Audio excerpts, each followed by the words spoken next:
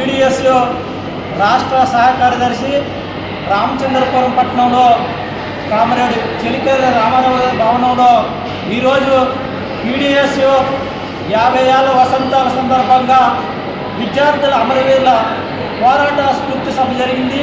అందులో భాగంగా ఈరోజు రామచంద్రపురం పట్టణంలో భారీ ప్రదర్శన, అదేవిధంగా సభ కూడా జరిగింది.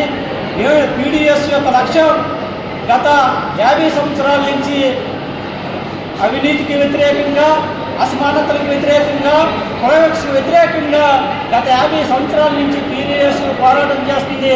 అందులో భాగంగానే పీడిఎస్ యొక్క ఏదైతే పీడిఎస్ సంస్థ ఉందో విద్యను జాతీకరణ చేయాలని, వైద్యాన్ని జాతీకరణ చేయాలని, అందరికీ విద్య కావాలని, అందరికీ ఉపాధి కావాలని లక్ష్యంతో ఈ సంస్థ గత 50 సంవత్సరాల్లో పోరాట క్రమంలో అనేక విజయాలు పీడిఎస్ సాధించింది.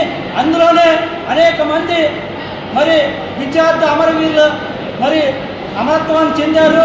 జాతిరెడ్డి, జంపాల, శ్రీపాద శ్రీహరి, బాలాశంకర్ లాంటి వీరులందరూ కూడా మరి ఈ దేశ విముక్తి కోసం, ప్రజల విముక్తి కోసం, విద్యార్థుల విముక్తి కోసం పనిచేశారు. వాళ్ళని స్మరించుకుంటూ ఈ సభ జరిగింది.